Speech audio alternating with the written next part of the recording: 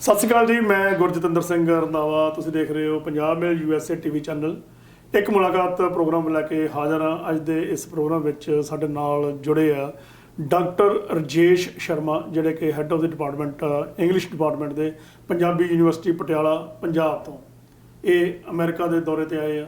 ਇਹਨਾਂ ਨੂੰ ਜਦੋਂ ਅਸੀਂ ਇਹਨਾਂ ਨਾਲ ਵਿਚਾਰ ਵਟਾਂਦਰਾ ਕੀਤਾ ਤਾਂ ਸਾਨੂੰ ਪਤਾ ਲੱਗਿਆ ਕਿ ਪੰਜਾਬ ਦੀ ਜਾਂ ਹੋਰ ਕੁਝ ਸੂਬਿਆਂ ਦੀ ਜਿਹੜਾ ਉੱਥੋਂ ਦਾ ਸਿੱਖਿਆ ਦਾ ਜਿਹੜਾ ਪੱਧਰ ਆ ਉਹ ਐਡਾ ਚੰਗਾ ਨਹੀਂ ਚੱਲ ਰਿਹਾ, ਤਾਂ ਉਹਦੇ ਲਈ ਸੁਧਾਰ ਕਰਨ ਦੀ ਲੋੜ ਆ।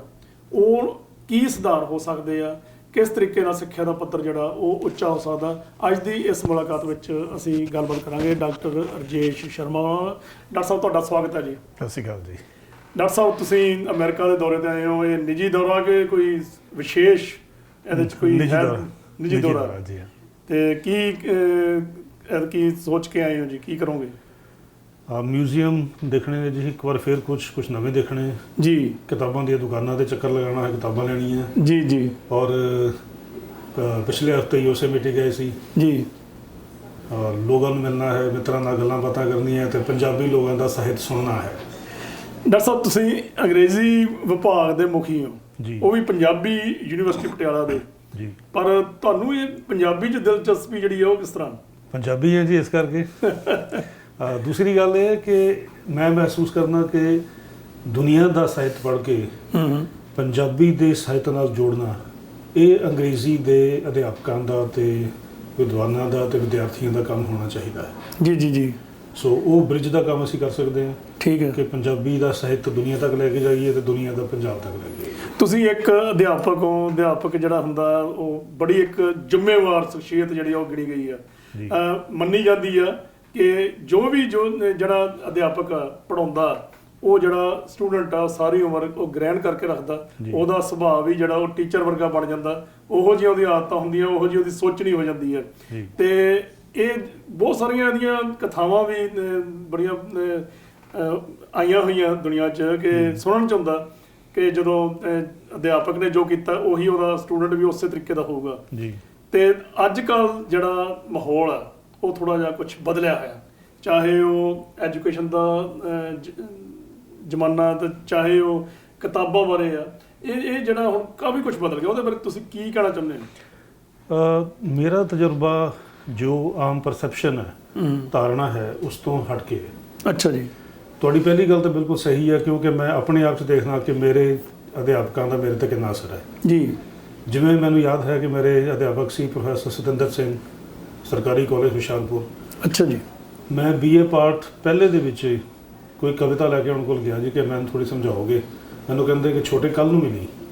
ਅਗਲੇ ਦਿਨ ਉਸ ਕਵੀ ਦੀਆਂ ਐਲਫਰੈਡ ਟੈਨੀਸਨ ਦੀ ਕਵਿਤਾ ਦੀ ਗੱਲ ਹੈ, ਕੰਪਲੀਟ ਪੋਇਮਸ ਦਾ ਇੱਕ ਕਿਤਾਬ ਲੈ ਕੇ ਮੇਰੇ ਕੋਲ ਆਏ ਤੇ ਮੈਨੂੰ ਕਹਿੰਦੇ ਇਹ ਪੜ੍ਹ ਕੇ ਅਗਲੇ ਹਫਤੇ ਮੋੜ ਦੇਈ। ਅੱਛਾ ਜੀ। ਐਡੀ ਮੋਟੀ ਕਿਤਾਬ ਮੈਂ ਮੇਰੇ ਮੋਢੇ ਤੇ ਥਾਪੀ ਦਿੱਤੀ, ਮੈਨੂੰ ਕਹਿੰਦੇ ਤੂੰ ਪੜ੍ਹ ਲੈਣੀ। ਤੇ ਮੈਨੂੰ ਲੱਗਦਾ ਕਿ ਅੱਜ ਵੀ ਮੈਂ ਆਪਣੇ ਬਹੁਤ ਸਾਰੇ ਵਿਦਿਆਰਥੀਆਂ ਨੂੰ ਇਹੀ ਦੱਸਦਾ ਕਿ ਤੁਸੀਂ ਜੋ ਕਰ ਸਕਦੇ ਹੋ ਉਸ ਤੋਂ 10 ਗੁਣਾ ਵੱਧ ਕਰਨ ਦੀ ਕੋਸ਼ਿਸ਼ ਕਰੋ, ਕਰ ਲਓਗੇ। ਬਾਕੀ ਜਿੱਥੇ ਤੱਕ ਤੁਸੀਂ ਗੱਲ ਕਰਦੇ ਹੋ ਨਾ ਕਿ ਡਾਵਾਂਡੋਲ ਦੇ ਵਿੱਚ ਦੇਖੋ ਕਈ ਫੈਕਟਰ ਹੈ। ਆਮ ਤੌਰ 'ਤੇ ਜ਼ਿੰਮੇਵਾਰੀ ਠਹਿਰਾਈ ਜਾਂਦੀ ਹੈ ਅਧਿਆਪਕ ਦੀ, ਸੰਸਥਾ ਦੀ ਤੇ ਵਿਦਿਆਰਥੀ ਦੀ ਤੇ ਮਾਂ-ਬਾਪ ਦੀ ਜੀ। ਜਦ ਕਿ ਸਰਕਾਰਾਂ ਦੀ ਜ਼ਿੰਮੇਵਾਰੀ ਅਸੀਂ ਤੈਅ ਕਰਨ ਤੋਂ ਗੁਰੇਜ਼ ਕਰਦੇ ਹੋਣੀ ਸਰਕਾਰਾਂ ਦੀ ਚਾਹੀਦੀ। ਜਨਤਾ ਦੀ ਸਿੱਖਿਆ ਦੀ ਜ਼ਿੰਮੇਵਾਰੀ ਸਰਕਾਰਾਂ ਦੀ ਬਣਦੀ ਹੈ।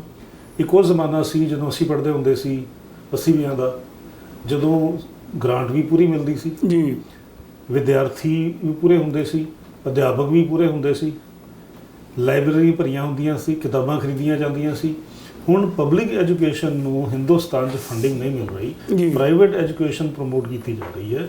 ਔਰ ਪ੍ਰਾਈਵੇਟ ਐਜੂਕੇਸ਼ਨ ਜਨਤਾ ਦੇ ਭਲੇ ਲਈ ਨਹੀਂ, ਇਹ ਫਾਇਦੇ ਲਈ ਮੁੱਖ ਤੌਰ 'ਤੇ ਚਲਾਈ ਜਾਂਦੀ ਹੈ। ਤੁਸੀਂ ਹਾਇਰ ਐਜੂਕੇਸ਼ਨ 'ਚ ਹੈਗੇ ਹੋ, ਯੂਨੀਵਰਸਿਟੀ ਲੈਵਲ ਦੇ ਹੋ, ਤੁਹਾਨੂੰ ਇਸ ਤਰ੍ਹਾਂ ਨਹੀਂ ਲੱਗਦਾ ਅੱਜ ਕੱਲ੍ਹ ਜਿਹੜੇ ਬਹੁਤੇ ਸਟੂਡੈਂਟ ਆ ਉਹ ਸ਼ੌਂਕ ਨੂੰ ਹੀ ਕਿਤੇ ਕਾਲਜ ਜਾਂ ਯੂਨੀਵਰਸਿਟੀ ਨੂੰ ਜਾਂਦੇ ਆ? ਇਹ ਕਾਲਜਾਂ ਦੇ ਵਿੱਚ ਤਾਂ ਕੁਛ ਹੱਦ ਤੱਕ ਠੀਕ ਹੈ ਜੀ, ਪਰ ਕੁਝ ਕਾਲਜਾਂ ਦੇ ਵਿੱਚ ਯੂਨੀਵਰਸਿਟੀ ਦੇ ਵਿੱਚ ਮੇਰਾ ਤਜਰਬਾ ਇਹ ਰਿਹਾ ਕਿ ਜਿੰਨੀ ਕੁ ਸਮਝ ਸਾਨੂੰ ਹੁੰਦੀ ਸੀ, ਜਿੰਨੀ ਕੁ ਮਿਹਨਤ ਅਸੀਂ ਕਰਦੇ ਸੀ, ਅੱਜ ਉਸ ਤੋਂ ਕਿਤੇ ਜ਼ਿਆਦਾ ਮਿਹਨਤ ਕਰਨ ਵਾਲੇ ਵਿਦਿਆਰਥੀ ਨੇ। ਔਰ ਬਹੁਤ ਹੋਏ ਹੀ ਪਿਛੜੇ ਇਲਾਕਿਆਂ ਦੇ, ਪਿਛੜੇ ਪਰਿਵਾਰਾਂ ਦੇ ਔਰ ਆਰਥਿਕ ਤੌਰ 'ਤੇ ਸੰਘਰਸ਼ ਕਰਨ ਵਾਲੇ ਪਰਿਵਾਰਾਂ ਦੇ ਬੱਚੇ, ਕੁੜੀਆਂ ਖਾਸ ਤੌਰ 'ਤੇ ਇੰਨਾ ਕਮਾਲ ਦਾ ਕੰਮ ਕਰਦੀਆਂ ਬੇਸ਼ੱਕ ਉਹ ਸਕਾਲਰਸ਼ਿਪ ਹੈ, ਰਿਸਰਚ ਹੈ, ਪੜ੍ਹਾਈ ਹੈ, ਵਿਦਿਆਰਥੀ ਤੁਹਾਨੂੰ ਹਰ ਰੋਜ਼ ਹੈਰਾਨ ਕਰ ਦਿੰਦੇ ਆ। ਅੱਛਾ। ਮੈਨੂੰ ਕਦੀ ਵਿਦਿਆਰਥੀਆਂ ਨੇ ਨਿਰਾਸ਼ ਨਹੀਂ ਕੀਤਾ, ਖਾਸ ਤੌਰ ਤੇ ਜਦੋਂ ਤੋਂ ਮੈਂ ਪਟਿਆਲੇ ਆਇਆ ਕਦੀ ਵੀ ਨਿਰਾਸ਼ ਨਹੀਂ ਹੋਇਆ। ਪਰ ਓਵਰਆਲ ਜਦੋਂ ਆਪਾਂ ਦੇਖਦੇ ਆ ਨਾ ਰਿਜ਼ਲਟ ਜਿਹੜੇ ਦੇਖਦੇ ਆ, ਉਹ ਰਿਜ਼ਲਟ ਪਹਿਲਾਂ ਵਾਲੇ ਨਹੀਂ ਹੈਗੇ। ਜਿਹੜੇ ਪਹਿਲਾਂ ਜਿਹੜੇ ਵਿਦਿਆਰਥੀ ਸੀਗੇ ਉਹ ਬੜੇ ਸੀਰੀਅਸ ਹੁੰਦੇ ਸੀ ਪੜ੍ਹਾਈ ਦਾ। ਉਹਨਾਂ ਦਾ ਇੱਕ ਏਮ ਹੁੰਦਾ ਸੀ ਵੀ ਅਸੀਂ ਪੜ੍ਹ ਕੇ ਤੇ ਆਹ ਬਣਨਾ, ਤੇ ਕੋਈ ਵੱਖਰਾਪਣ ਜਿਹਾ ਅਸੀਂ ਆਪਣਾ ਲੈ ਕੇ ਆਉਣਾ ਆਪਣੀ ਲਾਈਫ 'ਚ। ਉਹ ਹੁਣ ਮੈਨੂੰ ਨਹੀਂ ਲੱਗਦਾ ਕਿ ਉਹ ਇਸ ਵੇਲੇ ਲੋਕਾਂ 'ਚ ਹੈਗਾ, ਸਟੂਡੈਂਟਸ ਖਾਸ ਕਰਕੇ। ਦੇਖੋ ਉਹਦੇ 'ਚ ਇੱਕ ਤਾਂ ਕਮੀ ਹੈ ਵੀ ਗਾਈਡੈਂਸ ਦੀ। ਜੀ। ਮਾਂ-ਬਾਪ ਦਾ ਬੱਚਿਆਂ ਦੇ ਨਾਲ ਗੱਲਬਾਤ ਦਾ ਰਿਸ਼ਤਾ ਬਹੁਤ ਪਤਲਾ ਰਹਿ ਗਿਆ ਜਾਂ ਟੁੱਟ ਗਿਆ। ਜੀ ਜੀ ਜੀ। ਬਹੁਤ ਸਾਰੇ ਬੱਚਿਆਂ ਦੇ ਨਾਲ ਤਾਂ ਮਾਂ-ਬਾਪ ਗੱਲ ਹੀ ਨਹੀਂ ਕਰਦੇ। ਮੈਂ ਕਹਿੰਦਾ ਬੱਚੇ ਨਹੀਂ ਕਰਦੇ। ਮੇਰਾ ਇਹ ਤਜਰਬਾ ਹੈ ਜੀ ਕਿ ਜਦੋਂ ਮੈਂ ਬੱਚਿਆਂ ਨੂੰ ਪੁੱਛਦਾ ਵੀ ਤੁਸੀਂ ਘਰ ਗਏ ਸੀ, ਬਾਪੂ ਨਾਲ ਗੱਲਬਾਤ ਹੋਈ, ਕਹਿਣਗੇ ਨਹੀਂ ਜੀ ਬਾਪੂ ਤਾਂ ਬਿਜ਼ੀ ਬੜਾ ਸੀ, ਉਹਨੂੰ ਟਾਈਮ ਨਹੀਂ ਕੱਢਿਆ। ਜੀ। ਪਰ ਇੱਥੇ ਇੱਕ ਬੜੀ ਤਰਾਸਦੀ ਇਸ ਵੇਲੇ ਚੱਲ ਰਹੀ ਆ ਕਿ ਜਿਹੜੇ ਬੱਚੇ ਆ ਨਾ ਜੀ, ਉਹ ਜਦੋਂ ਦਾ ਸੋਸ਼ਲ ਮੀਡੀਆ ਹੈ ਜੀ, ਜ਼ਿਆਦਾ ਉਹਦੇ 'ਚ ਦਿਲਚਸਪੀ। ਬਿਲਕੁਲ ਠੀਕ ਗੱਲ ਹੈ, ਬਿਲਕੁਲ ਠੀਕ ਹੈ। ਈਵਨ ਉਹ ਘਰਦਿਆਂ ਨੂੰ ਬੁਲਾਉਂਦੇ ਨਾ, ਉਹਨਾਂ ਦੇ ਆਉਣ ਦਾ ਪਤਾ ਲੱਗਦਾ ਨਾ ਜਾਣ ਦਾ ਪਤਾ ਲੱਗਦਾ। ਸੋਸ਼ਲ ਮੀਡੀਆ ਆਪਣੇ ਕਮਰੇ 'ਚ ਬਹਿ ਕੇ ਉਹਨਾਂ ਨੇ ਬਸ ਉਹ ਉੱਤੇ ਜਿਹੜਾ ਆਪਣਾ ਟਾਈਮ ਹੈ ਜਿਹੜਾ ਉਹ ਸਾਰਾ ਲਾਉਣਾ। ਪੜ੍ਹਾਈ ਤਾਂ ਉਹਨਾਂ ਨੇ ਕੀ ਕਰਨੀ ਹੁੰਦੀ ਹੈ। ਦੇਖੋ ਉੱਥੇ ਸਿੱਖਿਆ ਦੀ ਇਹ ਕਮੀ ਹੈ ਕਿ ਸਿੱਖਿਆ ਦੇ ਵਿੱਚ ਸੋਸ਼ਲ ਮੀਡੀਆ ਨੂੰ ਹੈਂਡਲ ਕਿੱਦਾਂ ਕਰਨਾ ਹੈ ਉਹ ਵੀ ਸਿਖਾਉਣਾ ਜ਼ਰੂਰੀ ਹੈ। ਕਿਉਂਕਿ ਸਿੱਖਿਆ ਇਸੇ ਚੀਜ਼ ਲਈ ਨਹੀਂ ਹੈ ਕਿ ਪਹਿਲੇ ਕੀ ਹੋ ਗਿਆ ਜਾਂ ਅੱਗੋਂ ਕੀ ਹੋਣਾ ਚਾਹੀਦਾ ਹੈ, ਯਾਨੀ ਫਿਊਚਰ ਦਾ ਔਰ ਪਾਸਟ ਲਈ ਨਹੀਂ ਹੈ, ਵਰਤਮਾਨ ਲਈ ਹੋਣੀ ਚਾਹੀਦੀ। ਸੋਸ਼ਲ ਮੀਡੀਆ ਨਾਲ ਡੀਲ ਕਿੱਦਾਂ ਕਰਨਾ, ਵਿਦਿਆਰਥੀ ਇਸ ਲਾਇਕ ਹੈਗੇ, ਲੇਕਿਨ ਅਗਰ ਉਹਨਾਂ ਨੂੰ ਚੇਤਨ ਕੀਤਾ ਜਾਏ। ਓਕੇ। ਸੋ ਜਿੱਦਾਂ ਸਾਡੇ ਸਬਜੈਕਟ ਹੈ, ਅੰਗਰੇਜ਼ੀ ਹੈ, ਸਾਹਿਤ ਹੈ, ਇਤਿਹਾਸ ਹੈ, ਦਰਸ਼ਨ ਹੈ, ਇਹਨਾਂ ਸਾਰਿਆਂ ਦੀ ਜਾਂ ਸਾਈਕੋਲੋਜੀ, ਇਹ ਸਾਰਿਆਂ ਦੇ ਵਿੱਚ ਸੰਭਾਵਨਾ ਹੈ ਕਿ ਵਿਦਿਆਰਥੀਆਂ ਨਾਲ ਸੋਸ਼ਲ ਮੀਡੀਆ ਨੂੰ ਕਿਸ ਤਰ੍ਹਾਂ ਯੂਜ਼ ਕਰਨਾ ਹੈ, ਇਹਦੇ ਬਾਰੇ ਗੱਲਬਾਤ ਲਗਾਤਾਰ ਕੀਤੀ ਜਾ ਸਕੇ ਔਰ ਉਹ ਸਮਝਦੇ। ਔਰ ਸੋਸ਼ਲ ਮੀਡੀਆ ਦਾ ਐਡਵਾਂਟੇਜ ਵੀ ਬਹੁਤ ਹੈ, ਲੇਕਿਨ ਇਨਫੋਰਮੇਸ਼ਨ ਤੋਂ ਨੌਲੇਜ ਤੱਕ, ਨੌਲੇਜ ਤੋਂ ਵਿਜ਼ਡਮ ਤੱਕ ਦੀ ਜਿਹੜੀ ਯਾਤਰਾ ਹੈ ਇਹ ਤੈਅ ਕਰਨਾ ਤਾਂ ਅਧਿਆਪਕ ਦਾ ਕੰਮ ਹੈ ਨਾ, ਵਿਦਿਆਰਥੀ ਨੂੰ ਦੱਸਣਾ। ਲੇਕਿਨ ਜਦੋਂ ਅਧਿਆਪਕ ਹੋਣਗੇ ਹੀ ਨਹੀਂ, ਔਰ ਅੱਜ ਪੰਜਾਬ ਦੇ ਵਿੱਚ ਹਾਲਤ ਇਹ ਹੈ ਕਿ ਬਹੁਤ ਸਾਰੇ ਕਾਲਜਾਂ ਦੇ ਵਿੱਚ, ਯੂਨੀਵਰਸਿਟੀਆਂ ਦੇ ਵਿੱਚ ਅਧਿਆਪਕਾਂ ਦਾ ਅਕਾਲ ਪੈ ਗਿਆ ਜੀ। ਕਈ ਕਾਲਜ ਐਸੇ ਜਿੱਥੇ 10% ਅਧਿਆਪਕ ਪੱਕੇ ਰਹਿ ਗਏ, ਬਾਕੀ ਰਿਟਾਇਰ ਹੋ ਚੁੱਕੇ। ਜੀ ਜੀ ਜੀ। ਫਿਰ 20-20, 25-25, 10-10 ਹਜ਼ਾਰ ਤੇ PhD ਕੀਤੇ ਹੋਏ ਲੋਕ ਪੜ੍ਹਾ ਰਹੇ, ਉਹ ਵਿਚਾਰੇ ਕਲਾਸਾਂ ਜਾ ਕੇ ਕੀ ਕਰਾਉਣਗੇ। ਉਹੀ ਕਹਿੰਦਾ ਵੀ ਅਨਪਲਾਇਮੈਂਟ ਇੰਨੀ ਵੱਧ ਗਈ ਆ, ਲੋਕਾਂ ਦੀ ਰੁਚੀ ਹੈ ਨਹੀਂ ਹੁਣ ਇੱਧਰ ਵੀ ਅਸੀਂ ਟੀਚਿੰਗ ਲਾਈਨ ਚਾਹੀਏ, ਕਿਉਂਕਿ ਜੇ ਉਹਦੇ 'ਚ ਕੋਈ ਓਪਰਚੁਨਿਟੀ ਹੈ ਨਹੀਂ, ਤੁਹਾਨੂੰ ਕੋਈ ਤਨਖਾਹ ਸੈਲਰੀ ਜਿਹੜੀ ਆ ਉਹ ਚੰਗੀ ਨਹੀਂ ਮਿਲਣੀ, ਕੀ ਕਰਨਾ ਉਹਨੇ ਜਾ ਕੇ। ਤੇ ਜੇ ਚੰਗੇ ਅਧਿਆਪਕ ਨਹੀਂ ਹੋਣਗੇ ਤਾਂ ਬੱਚਿਆਂ ਨੂੰ ਕੀ ਸਿੱਖਿਆ ਦਿੱਤੀ ਜਾਊਗੀ। ਜਿਹੜੇ ਟੀਚਰ ਨੇ, ਇੱਕ PhD ਟੀਚਰ ਹੈ, ਜੇ 10,000 ਰੁਪਇਆ ਤਨਖਾਹ ਲੈ ਗਏ, ਉਹਨੇ ਬੱਚਿਆਂ ਨੂੰ ਕੀ ਪੜਾਉਣਾ। ਬਿਲਕੁਲ। ਹੁਣ ਤਾਂ ਇਹ ਰਾਤ ਨੂੰ ਸਬਜ਼ੀ ਦਾਲ ਕੀ ਖਾਣੀ ਜੀ, ਇਹ ਸਮੱਸਿਆ ਬਹੁਤ ਬੜੀ ਹੈ। ਠੀਕ ਹੈ। ਉਹਦਾ ਕੀ ਇੱਕ ਤੇ ਦੇਖੋ ਕਈ, ਜੇ ਆਪਾਂ ਬੈਠੇ ਆ, ਚਲੋ ਜ਼ਰੂਰੀ ਆ ਆਪਾਂ ਗੱਲ ਕਰਨੀ, ਅਸੀਂ ਗੱਲ ਇਸ ਕਰਕੇ ਕਰਦੇ ਆ ਕਿ ਇਹ ਸਾਡੀ ਸਰਕਾਰ ਤੱਕ ਵੀ ਇਹ ਜਿਹੜੀ ਆ ਗੱਲ ਪਹੁੰਚੇ, ਤਾਂ ਕਿ ਜਿਹੜਾ ਸਿਸਟਮ ਹੈ, ਐਜੂਕੇਸ਼ਨ ਸਿਸਟਮ ਜਿਹੜਾ ਪੰਜਾਬ 'ਚ ਖਾਸ ਕਰਕੇ ਆ, ਉਹਨੂੰ ਥੋੜ੍ਹਾ ਜਿਹਾ ਉਹਨੂੰ ਠੀਕ ਕੀਤਾ ਜਾਵੇ। ਅਸੀਂ ਕੋਈ ਕਿਸੇ ਦੇ ਖਿਲਾਫ ਨਹੀਂ ਬੋਲਦੇ, ਸਰਕਾਰ ਦੇ ਖਿਲਾਫ ਕਦੇ ਨਹੀਂ ਬੋਲਦੇ, ਅਸੀਂ ਸਿਰਫ ਅਗਾਹ ਕਰਨਾ ਚਾਹੁੰਦੇ ਹਾਂ ਕਿ ਕੋਈ ਵੀ ਜਿਹੜਾ ਸਿਸਟਮ ਗਲਤ ਚੱਲ ਰਿਹਾ ਉਹਨੂੰ ਠੀਕ ਕੀਤਾ ਜਾਵੇ। ਅੱਜ ਦੀ ਡੇਟ 'ਚ ਅਸੀਂ ਇਹ ਦੇਖ ਰਹੇ ਹਾਂ ਕਿ ਉੱਥੇ ਬਹੁਤ ਸਾਰੇ ਜਿਹੜੇ ਅਧਿਆਪਕ ਸੜਕਾਂ 'ਤੇ ਬੈਠੇ ਆ, ਉਹਨਾਂ 'ਤੇ ਲਾਠੀ ਚਾਰਜ ਹੋ ਰਿਹਾ, ਉਹ ਸਿਰਫ ਨੌਕਰੀ ਮੰਗਣ ਜਾਂਦੇ ਆ ਵੀ ਸਾਨੂੰ ਨੌਕਰੀ ਦਿਓ। ਇੱਕ ਪਾਸੇ ਸਾਰੇ ਸਕੂਲ, ਕਾਲਜ, ਯੂਨੀਵਰਸਿਟੀਆਂ ਜਿਹੜੀਆਂ ਉਹ ਖਾਲੀ ਹੋਈਆਂ ਪਈਆਂ, ਸੀਟਾਂ ਖਾਲੀ ਆ, ਪੋਸਟਾਂ ਖਾਲੀ ਆ, ਪਰ ਜਿਹੜੇ ਅਧਿਆਪਕ ਅਵੇਲੇਬਲ ਵੀ ਆ, ਪਰ ਉਹਨਾਂ ਨੂੰ ਨੌਕਰੀ ਨਹੀਂ ਦਿੱਤੀ ਜਾ ਰਹੀ। ਰੀਜ਼ਨ ਕੀ ਆ? ਪੰਜਾਬ ਇਸ ਵੇਲੇ ਕਰਜ਼ੇ ਦਾ ਜਿਹੜਾ ਉਹ ਚੱਲ ਰਿਹਾ ਭਾਰ, ਤੇ ਪੈਸਾ ਹੈ ਨਹੀਂਗਾ, ਤੇ ਗੌਰਮੈਂਟ ਕੰਜੂਸੀ ਕਰਦੀ ਹੈ। ਜਦੋਂ ਇਹੋ ਜਿਹੀ ਗੱਲਾਂ ਬਾਤਾਂ ਹੋ ਜਾਣ, ਉੱਥੇ ਤੇ ਨੈਚੁਰਲ ਬੱਚੇ ਦਾ ਭਵਿੱਖ ਜਿਹੜਾ ਉਹ ਕੋਈ ਚੰਗਾ ਨਹੀਂ ਲੱਗਦਾ। ਦੇਖੋ ਪੰਜਾਬ ਦੀ ਕਿਸੇ ਵੀ ਸਰਕਾਰ ਲਈ ਬੜੀ ਵੱਡੀ ਚੁਣੌਤੀ ਹੈ। ਸਿੱਖਿਆ ਨੂੰ ਠੀਕ ਕਰਨਾ ਕੋਈ ਚੁਣੌਤੀ ਨਹੀਂ ਰਹੀ ਜੀ, ਲੇਕਿਨ ਉਹ ਕਿਉਂ ਸਿੱਖਿਆ ਨੂੰ ਨਜ਼ਰਅੰਦਾਜ਼ ਕਰਦੇ, ਉਹੀ ਜਵਾਬ ਦੇ ਸਕਦੇ ਜੀ ਜੀ। ਜੇ ਤੁਹਾਡਾ 1.5 ਲੱਖ ਕਰੋੜ ਦਾ ਸਾਲਾਨਾ ਬਜਟ ਹੋਵੇ, ਤੁਸੀਂ 2-3 ਹਜ਼ਾਰ ਕਰੋੜ ਰੁਪਇਆ ਸਿੱਖਿਆ ਲਈ ਨਹੀਂ ਕੱਢ ਸਕਦੇ ਜੀ ਜੀ। ਹੁਣ ਜਿਹੜੀ ਸਰਕਾਰ ਹੈ, ਜਿਸ ਤਰ੍ਹਾਂ ਉਹ ਸਕੂਲ ਸਿੱਖਿਆ ਤੇ ਬਹੁਤ ਜ਼ੋਰ ਦੇ ਰਹੀ, ਬਹੁਤ ਚੰਗੀ ਗੱਲ ਹੈ, ਸਿਹਤ ਤੇ ਬਹੁਤ ਜ਼ੋਰ ਦੇ ਰਹੀ ਹੈ, ਲੇਕਿਨ ਕਾਲਜ ਦੀ, ਯੂਨੀਵਰਸਿਟੀ ਦੀ ਸਿੱਖਿਆ ਦੀ ਗੱਲ ਕੌਣ ਕਰੇਗਾ? ਕੀ ਅਸੀਂ ਸਕੂਲਾਂ 'ਚ ਬੱਚਿਆਂ ਨੂੰ ਚੰਗਾ ਪੜ੍ਹਾ ਕੇ ਪ੍ਰਾਈਵੇਟ ਯੂਨੀਵਰਸਿਟੀ ਦੇ ਹਵਾਲੇ ਕਰਦੇ ਹਾਂ ਜੀ? ਦੂਸਰੀ ਗੱਲ, ਸਿਰਫ ਸਕੂਲਾਂ ਕਾਲਜਾਂ 'ਚ ਪੜ੍ਹਾਈ ਨਹੀਂ ਹੁੰਦੀ, ਘਰਾਂ 'ਚ ਵੀ ਹੁੰਦੀ ਹੈ, ਲਾਇਬ੍ਰੇਰੀਆਂ 'ਚ ਹੁੰਦੀ ਹੈ। ਪਬਲਿਕ ਲਾਇਬ੍ਰੇਰੀਆਂ ਸਾਡੇ ਦੇਖਦੇ ਪਿਛਲੇ 20-22 ਸਾਲ ਦੇ ਵਿੱਚ ਬਰਬਾਦ ਹੋ ਗਈ ਹੈ ਜੀ। ਬਿਲਕੁਲ। ਕਈ ਜ਼ਿਲ੍ਹਾ ਦੀ ਲਾਇਬ੍ਰੇਰੀ, ਜਿੱਦਾਂ ਹੁਸ਼ਿਆਰਪੁਰ ਦੀ ਲਾਇਬ੍ਰੇਰੀ ਹੈ, ਜਿੱਥੇ ਬੈਠ ਕੇ ਮੈਂ ਪੜ੍ਹਦਾ ਹੁੰਦਾ ਸੀ, ਉੱਥੇ ਮੇਰੇ ਖਿਆਲ 'ਚ ਤਾਂ ਹੁਣ ਬਿਲਕੁਲ ਹੀ ਬੰਦ ਹੋਣੀ। ਆਖਰੀ ਮੈਂ ਸੁਣਿਆ ਸੀ ਕਈ ਸਾਲ ਪਹਿਲੇ ਇੱਕ ਚਪੜਾਸੀ ਬਚਿਆ ਸੀ, ਕੋਈ ਭਰਤੀ ਨਹੀਂ। ਅੱਛਾ ਜੀ। 10-11 ਕਰੋੜ ਦੀਆਂ ਕਿਤਾਬਾਂ ਪਈਆਂ, ਲੇਕਿਨ ਕਿਤਾਬ ਲੈਣ ਵਾਲਾ ਦੇਣ ਵਾਲਾ ਬੰਦਾ ਨਹੀਂ। ਮੈਂ ਕਹਿ ਸਕਦਾ ਕਿ ਅਗਰ ਸਾਨੂੰ ਕਾਲਜ ਦੀ ਜਾਂ ਜ਼ਿਲ੍ਹੇ ਦੀ ਲਾਇਬ੍ਰੇਰੀ ਨਾ ਮਿਲਦੀ ਤਾਂ ਸ਼ਾਇਦ ਅਸੀਂ ਨਾ ਪੜ੍ਹ ਸਕਦੇ ਜੀ। ਕੀ ਮੁਹੱਲਾ ਕਲੀਨਿਕ ਚਲਾਉਣ ਵਾਲੇ ਮੁਹੱਲਾ ਲਾਇਬ੍ਰੇਰੀ ਨਹੀਂ ਖੋਲ੍ਹ ਸਕਦੇ? ਕਿ ਟਰਾਲੀਆਂ ਦੇ ਉੱਪਰ ਜਦੋਂ ਤੁਸੀਂ ਫਸਲਾਂ ਨਹੀਂ ਲੈ ਕੇ ਜਾਣੀਆਂ, ਪੁਸਤਕਾਲੇ ਨਹੀਂ ਚਲਾਏ ਜਾ ਸਕਦੇ? ਕਿ 20 ਪਿੰਡਾਂ ਲਈ ਇੱਕ ਲਾਇਬ੍ਰੇਰੀ ਨਹੀਂ ਬਣਾਈ ਜਾ ਸਕਦੀ? ਤੁਸੀਂ ਲੋਕਾਂ ਨੂੰ ਸੱਦਾ ਦੇ ਦਿਓ, ਕਿਤਾਬਾਂ ਦੇ ਦੇਣਗੇ। ਪਰ ਇਹ ਉਹਨਾਂ ਨਹੀਂ ਕਰਨਾ ਨਾ ਜਿਹੜੇ ਆਪਣੇ ਨੇਤਾ ਕਹਿੰਦੇ ਉਹ ਅੱਗੇ ਆਉਣ। ਕਿਉਂ ਕੋਈ ਵੀ ਨੇਤਾ ਇਸ ਗੱਲ 'ਚ ਇੰਟਰਸਟਿਡ ਨਹੀਂ ਹੈ ਕਿ ਲੋਕਾਂ ਤੱਕ ਕਿਤਾਬਾਂ ਪਹੁੰਚਾਈਆਂ ਜਾਣ? ਮੈਂ ਪੰਜਾਬੀ ਯੂਨੀਵਰਸਿਟੀ ਦੀ ਪਬਲੀਕੇਸ਼ਨ ਬਿਊਰੋ ਦਾ ਡਾਇਰੈਕਟਰ ਹਾਂ 1 ਸਾਲ ਜੀ।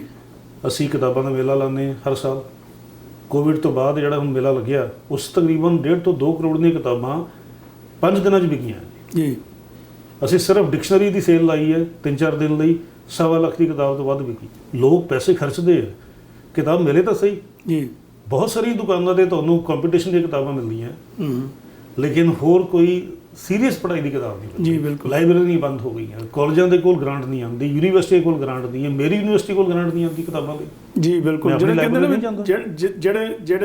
ਜਿਹੜੀ ਕੌਮ 'ਚ ਜਾਂ ਜਿਹੜੇ ਦੇਸ਼ 'ਚ ਜਾਂ ਜਿਹੜੀ ਪ੍ਰਾਂਤ 'ਚ ਸਿੱਖਿਆ ਹੀ ਹੈ ਨਹੀਂ ਗੀ, ਉੱਥੇ ਤਰੱਕੀ ਕੀ ਹੋਣੀ ਆ? ਕਿਉਂਕਿ ਬੇਸਿਕ ਜਿਹੜਾ ਤਰੱਕੀ ਕਰਨ ਦਾ ਜਿਹੜਾ ਬੇਸਿਕ ਉਹ ਸਿੱਖਿਆ ਹੋਣਾ ਬਹੁਤ ਜ਼ਰੂਰੀ ਹੈ। ਜੇ ਕਿਸੇ ਕੋਲ ਕੋਈ ਐਜੂਕੇਸ਼ਨ ਨਹੀਂ ਆ, ਉਹਦੇ ਕੋਲ ਕੋਈ ਡਿਗਰੀ ਨਹੀਂ ਆ, ਉਹਦੇ ਕੋਲ ਕੋਈ ਕੁਆਲੀਫਿਕੇਸ਼ਨ ਨਹੀਂ, ਉਸ ਕੰਟਰੀ ਨੇ ਜਾਂ ਉਸ ਸਟੇਟ ਨੇ ਤਰੱਕੀ ਕੀ ਕਰਨੀ ਹੈ? ਸਭ ਤੋਂ ਪਹਿਲਾਂ ਜਿਹੜਾ ਧਿਆਨ ਆ ਉਹ ਇਸ ਡਿਪਾਰਟਮੈਂਟ ਵੱਲ ਦੇਣਾ ਚਾਹੀਦਾ।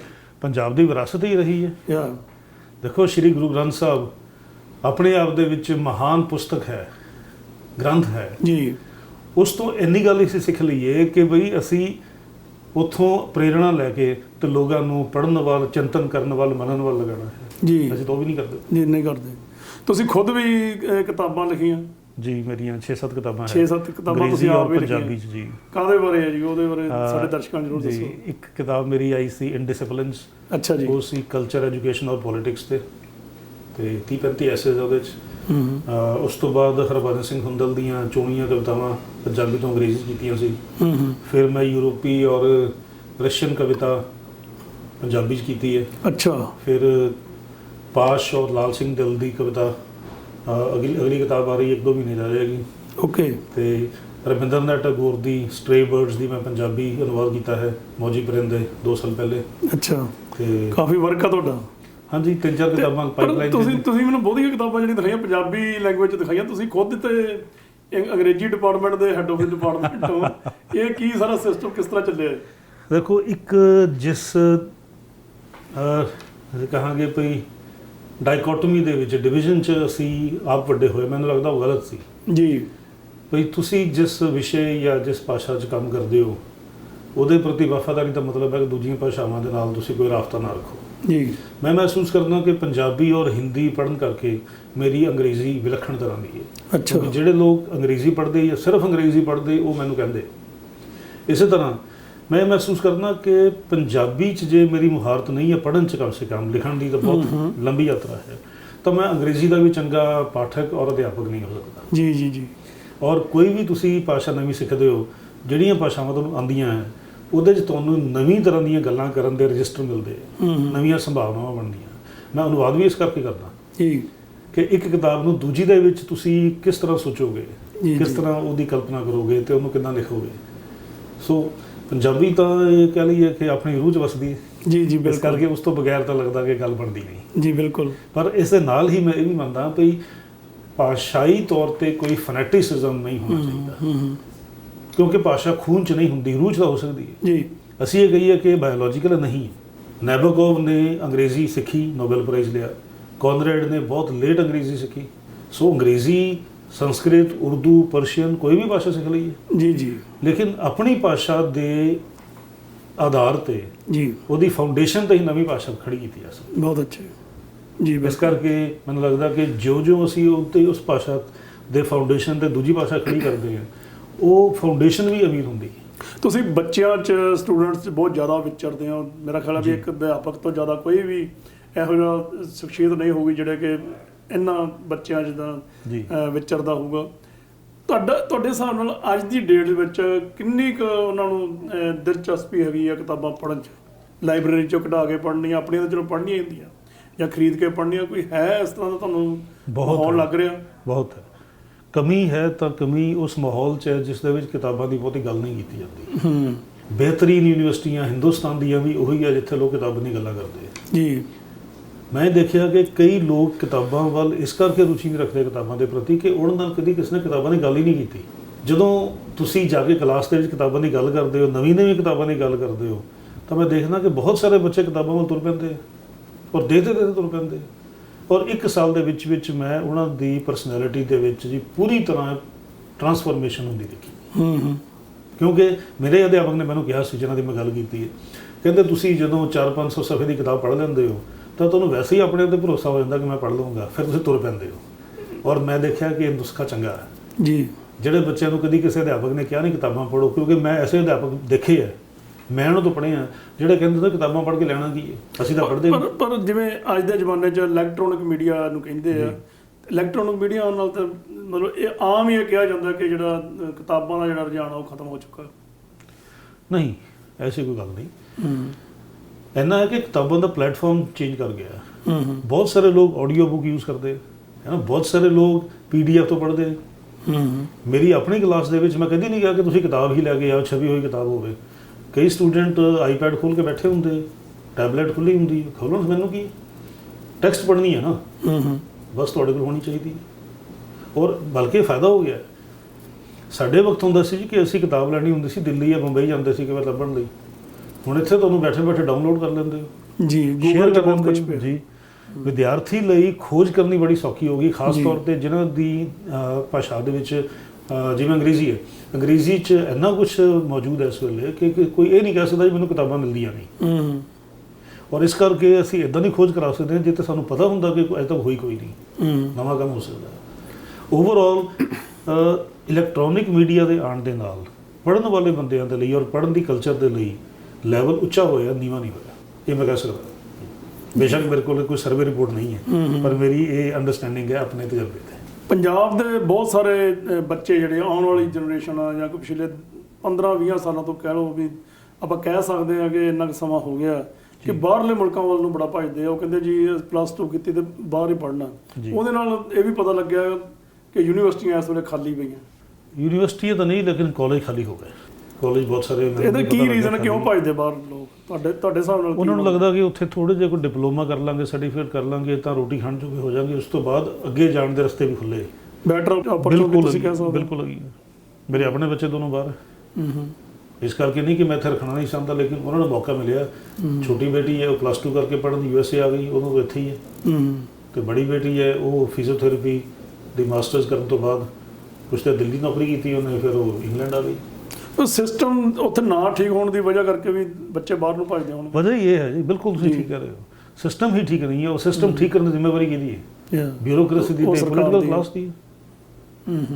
ਜੇ ਉਹ ਆਪਣਾ ਘਰ ਭਰਨ 'ਚ ਲੱਗੇ ਰਹਿਣਗੇ ਤਾਂ ਕੌਣ ਠੀਕ ਕਰੇਗਾ? ਕੋਈ ਇਸ ਤਰ੍ਹਾਂ ਦਾ ਤਰੀਕਾ ਕੋਈ ਕਦੇ ਕਿਸੇ ਨੇ ਕੋਸ਼ਿਸ਼ ਕੀਤੀ ਹੈ ਕਿ ਉੱਥੇ ਕੋਈ ਕਾਨਫਰੰਸਾਂ ਕਰਾਈਆਂ ਜਾਣ, ਕੋਈ ਬੁੱਧੀਜੀਵੀ ਇਕੱਠੇ ਕੀਤੇ ਜਾਣ, ਬੱਚਿਆਂ ਨੂੰ ਉੱਥੋਂ ਦੇ ਜਿਹੜੇ ਸਥਾਨਕ ਪੜ੍ਹਾਈ ਹੈ ਐਜੂਕੇਸ਼ਨ ਸਿਸਟਮ ਵੱਲ ਹੀ ਜੋੜਿਆ ਜਾਵੇ, ਉਹਨਾਂ ਨੂੰ ਦੱਸਿਆ ਜਾਵੇ ਵੀ ਤੁਹਾਡੀ ਜਿਹੜੀ ਲਾਈਫ ਉਹਨਾਂ ਨੂੰ ਗੌਰਮੈਂਟ ਨੂੰ ਨਾਲ ਜੋੜ ਕੇ ਕਿਹਾ ਜਾਵੇ ਵੀ ਅਸੀਂ ਸਿਕਿਉਰ ਕਰਾਂਗੇ, ਤੁਸੀਂ ਇੱਥੇ ਡਿਗਰੀ ਕਰੋ, ਤੁਹਾਡੀ ਜਿਹੜੀ ਤੁਹਾਨੂੰ ਕੋਈ ਨਾ ਕੋਈ ਅੱਗੇ ਓਪਰਚੁਨਿਟੀ ਮਿਲੂਗੀ। ਕੋਈ ਇਸ ਤਰ੍ਹਾਂ ਦਾ ਕੋਈ ਸਮਾਂ ਆਉਣ ਵਾਲੇ ਸਮੇਂ ਵਿੱਚ ਕੋਈ ਹੈ ਇਸ ਤਰ੍ਹਾਂ ਦੀ? ਕੋਈ ਪਿਛਲੇ ਸਮੇਂ ਵਿੱਚ ਤਾਂ ਇਸ ਤੋਂ ਉਲਟ ਹੋਇਆ ਸੀ ਜੀ। ਕੈਪਟਨ ਅਮਰਿੰਦਰ ਸਿੰਘ ਦੀ ਸਰਕਾਰ ਨੇ ਇੱਕ IAS ਅਫਸਰ ਦੀ ਡਿਊਟੀ ਲਗਾਈ ਸੀ।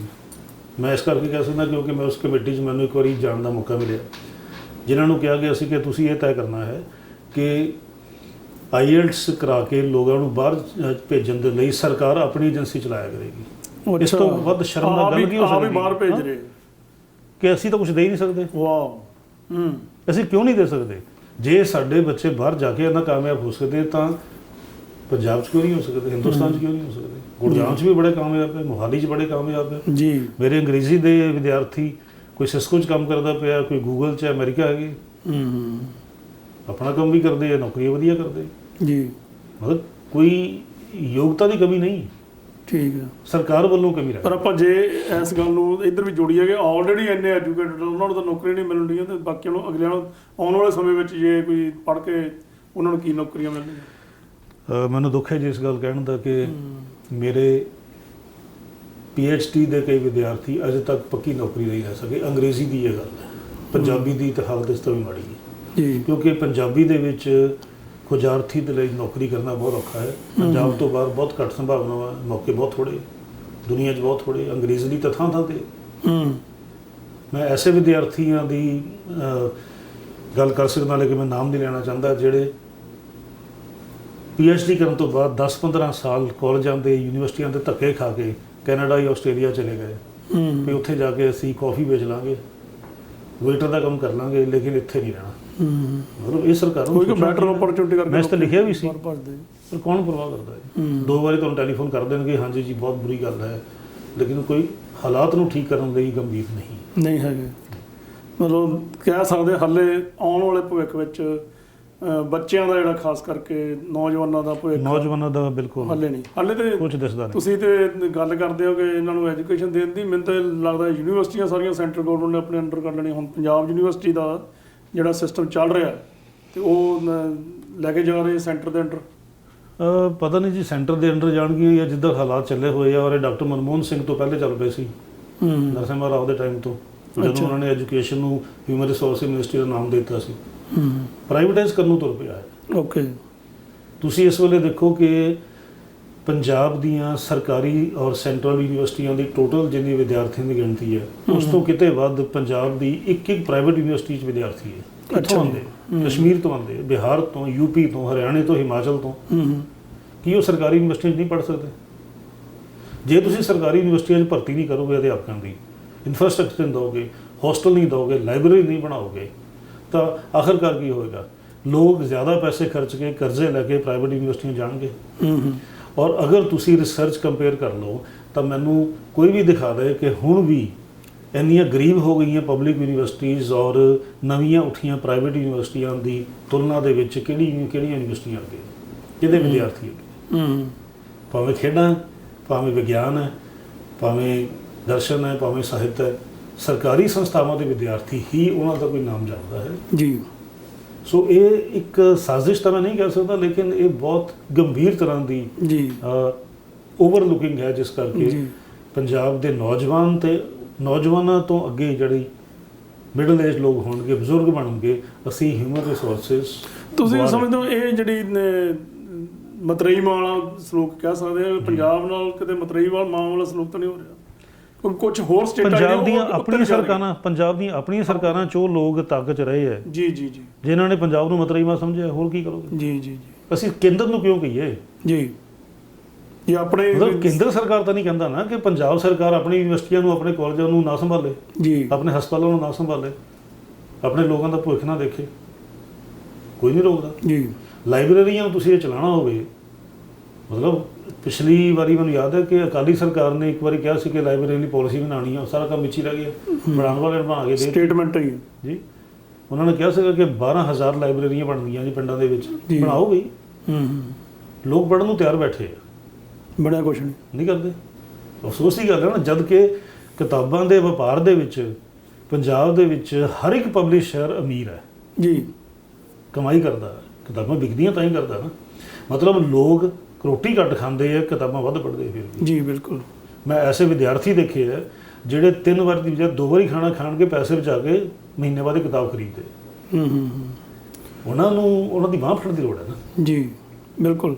ਮਤਲਬ ਆਪਾਂ ਇਹ ਕਹਿ ਸਕਦੇ ਹਾਂ ਵੀ ਇਹ ਸਾਰਾ ਜਿਹੜਾ ਦਾਰਮਦਾਰ ਆ, ਜੇ ਸਾਰੀ ਸਮੱਸਿਆ ਦਾ ਜਿਹੜਾ ਜ਼ਿੰਮੇਵਾਰੀ ਜਿਹੜੀ ਆ ਉਹ ਸਰਕਾਰਾਂ 'ਤੇ ਵੱਧ ਪੈਂਦੀ ਆ, ਜਿਨ੍ਹਾਂ ਨੇ ਗ੍ਰਾਂਟਾਂ ਨਹੀਂ ਦਿੱਤੀਆਂ, ਜਿਨ੍ਹਾਂ ਨੇ ਕੋਈ ਸਿਸਟਮ ਨਹੀਂ ਬਣਾਇਆ, ਜਿਨ੍ਹਾਂ ਨੇ ਕੋਈ ਅਧਿਆਪਕ ਚੰਗੇ ਜਿਹੜੇ ਆ ਉਹਨਾਂ ਨੂੰ ਸੈਲਰੀਜ਼ ਜਿਹੜੀਆਂ ਉਹ ਹਾਲੇ ਤੱਕ ਠੀਕ ਨਹੀਂ ਦਿੱਤੀਆਂ ਜੋ ਉਹ ਡਿਜ਼ਰਵ ਕਰਦੇ ਸੀ, ਤੇ ਬਹੁਤ ਸਾਰੀਆਂ ਹੋਰ ਤਰੁੱਟੀਆਂ ਹੈਗੀਆਂ ਜਿਹੜੇ ਐਜੂਕੇਸ਼ਨ ਸਿਸਟਮ ਆ, ਜਿਹੜੇ ਐਜੂਕੇਸ਼ਨ ਸਕੈਮ ਹੋਏ ਜੀ, ਉਹਨਾਂ 'ਤੇ ਕੋਈ ਕਾਰਵਾਈ ਨਹੀਂ ਹੋਈ ਜੀ। ਹਿਮਾਚਲ ਨੇ ਹਾਇਰ ਐਜੂਕੇਸ਼ਨ ਕਮਿਸ਼ਨ ਬਣਾਇਆ ਹੋਇਆ ਹੈ ਜੀ, ਜਿਹੜਾ ਮੋਰ ਔਰ ਲੈਸ ਆਟੋਨੋਮਸ ਹੈ। ਪੰਜਾਬ ਵੀ ਬਣਾ ਸਕਦਾ ਹੈ। ਫਿਰ ਇਸੇ ਤਰ੍ਹਾਂ ਸਰਕਾਰਾਂ ਇਹ ਕਹਿ ਸਕਦੀਆਂ ਜੀ ਕਿ ਬੁੱਧੀਜੀਵੀ ਕੀ ਕਰਦੇ ਹੈ, ਜਨਤਾ ਕੀ ਕਰਦੀ ਹੈ, ਲੋਕ ਕੀ ਕਰਦੇ ਹੈ। ਸਰਕਾਰ ਇਹ ਤਾਂ ਕਰ ਸਕਦੀ ਹੈ ਨਾ ਕਿ ਸੰਸਥਾਵਾਂ ਖੜੀਆਂ ਕਰੇ ਜਿਹਦੇ 'ਚ ਆਮ ਲੋਕਾਂ ਨੂੰ, ਬੁੱਧੀਜੀਵੀਆਂ ਨੂੰ, ਲੇਖਕਾਂ ਨੂੰ, ਚਿੰਤਕਾਂ ਨੂੰ, ਵਿਗਿਆਨੀਆਂ ਨੂੰ ਸ਼ਾਮਲ ਕਰਕੇ ਲੋਕਾਂ ਦੇ ਰਾਏ ਲੈਣ। ਜੇ ਤੁਸੀਂ ਬਜਟ ਦੀ ਰਾਏ ਮੰਗ ਸਕਦੇ ਹੋ ਤਾਂ ਕੀ ਪੰਜਾਬ ਦੀ ਸਿੱਖਿਆ ਪ੍ਰਣਾਲੀ ਨੂੰ ਬਿਹਤਰ ਬਣਾਉਣ ਦੀ ਰਾਏ ਨਹੀਂ ਲਈ ਜਾ ਸਕਦੀ? ਸਰਕਾਰਾਂ ਕਰ ਸਕਦੀਆਂ, ਸਰਕਾਰਾਂ ਕੋਲ ਵਸੀਲੇ ਹੈ, ਆਮ ਆਦਮੀ ਕੋਲ ਨਹੀਂ ਹੈ, ਮੇਰੇ ਤੁਹਾਡੇ ਕੋਲ ਨਹੀਂ ਹੈ। ਮੈਂ ਇਹ ਦੇਖਦਾ ਜੀ 75 ਸਾਲਾਂ 'ਚ ਜੇ ਕੋਈ ਸਿੱਖਿਆ ਮੰਤਰੀ ਹੈ, ਬਹੁਤ ਘੱਟ ਸਿੱਖਿਆ ਮੰਤਰੀ ਜਿਹੜੇ ਆ ਉਹ ਪੜ੍ਹੇ ਲਿਖੇ ਹੁੰਦੇ ਆ। ਤੇ ਮੈਂ ਤੇ ਬੜਾ ਹੈਰਾਨ ਹੁੰਦਾ ਜਦੋਂ ਪਤਾ ਲੱਗਦਾ ਕਿ ਉਹਦੀ ਆਪਣੀ ਐਜੂਕੇਸ਼ਨ ਇੰਨੀ ਨਹੀਂ ਹੁੰਦੀ ਤੇ ਉਹਨੂੰ ਲਾਇਆ ਹੁੰਦਾ ਉਹਨਾਂ ਨੇ ਐਜੂਕੇਸ਼ਨ ਮਿਨਿਸਟਰ। ਤੇ ਉਹਦੀ ਸੋਚ ਹੀ ਉਨੀ ਕੁ ਹੋਣੀ ਆ ਕਿ ਉਹਨਾਂ ਨੇ ਹੋਰ ਕੀ ਉਹਦਾ ਉਪਰਾਲਾ ਕਰਨਾ ਕਿ ਆਪਣੇ ਜਿਹੜਾ ਪੱਧਰ ਆ ਉਹਨੂੰ ਹੋਰ ਉੱਤੇ ਲੈ ਕੇ ਜਾਇਆ ਜਾ ਸਕੇ। ਐਡਵਾਈਜ਼ਰੀ ਗਰੁੱਪ ਬਣਾਏ ਜਾ ਸਕਦੇ ਜੀ ਬਿਲਕੁਲ, ਲੇਕਿਨ ਉਹ ਨਹੀਂ ਹੁੰਦੇ, ਨਹੀਂ ਹੋ ਰਿਹਾ, ਕੋਈ ਸਿਸਟਮ ਹੈ ਨਹੀਂਗਾ ਜੀ। ਤੁਸੀਂ ਬਹੁਤ ਕੰਮ ਦੀਆਂ ਗੱਲਾਂ ਅੱਜ ਸਾਡੇ ਨਾਲ ਸਾਂਝੀਆਂ ਕਰਕੇ ਚੱਲੇ ਹੋ। ਸਾਨੂੰ ਆਪ ਬਾਹਰ ਬੈਠਿਆਂ ਨੂੰ, ਜਿਹੜਾ ਅਸੀਂ ਅਮਰੀਕਾ ਕੈਨੇਡਾ 'ਚ ਬੈਠੇ ਆ, ਸਾਨੂੰ ਆਪ ਦੁੱਖ ਹੁੰਦਾ ਕਿ ਸਾਡਾ ਜਿਹੜਾ ਸਿਸਟਮ ਆ, ਚਾਹੇ ਉਹ ਖੇਡਾਂ ਦਾ, ਚਾਹੇ ਉਹ ਐਜੂਕੇਸ਼ਨ ਦਾ, ਚਾਹੇ ਕੋਈ ਹੋਰ ਆ, ਚਾਹੇ ਕੁਛ ਵੀ ਹੈ, ਪਰ ਸਿਸਟਮ ਜਿਹੜਾ ਉਹ ਇਸ ਵੇਲੇ ਬਿਲਕੁਲ ਠੀਕ ਨਹੀਂ ਚੱਲ ਰਿਹਾ, ਜਿਸ ਦੇ ਲਈ ਜਿਹੜੇ ਪ੍ਰਵਾਸੀ ਜਿਹੜੇ ਸਾਡੇ ਹੈਗੇ ਆ ਉਹ ਜ਼ਿਆਦਾ ਚਿੰਤਤ ਆ ਤੇ ਚਾਹੁੰਦੇ ਆ ਕਿ ਇਹ ਜਿਹੜਾ ਸਿਸਟਮ ਆ ਉਹ ਠੀਕ ਹੋ ਜੇ। ਰਜੇਸ਼ ਸ਼ਰਮਾ ਜੀ, ਤੁਸੀਂ ਸਾਡੇ ਸਟੂਡੀਓ ਵਿੱਚ ਆਏ ਹੋ, ਬਹੁਤ ਕੰਮ ਦੀਆਂ ਗੱਲਾਂ ਸਾਨੂੰ ਦੱਸ ਕੇ ਸਾਡੇ ਨਾਲ ਸਾਂਝੀਆਂ ਕਰਕੇ ਚੱਲੇ ਹੋ, ਤੁਹਾਡਾ ਬਹੁਤ ਬਹੁਤ ਸ਼ੁਕਰੀਆ। ਬਹੁਤ ਬਹੁਤ ਸ਼ੁਕਰੀਆ ਜੀ, ਤੁਹਾਡੇ ਨਾਲ ਗੱਲਬਾਤ ਕਰਕੇ ਬਹੁਤ ਚੰਗਾ ਲੱਗਾ, ਬਹੁਤ ਬਹੁਤ ਧੰਨਵਾਦ। Thank you.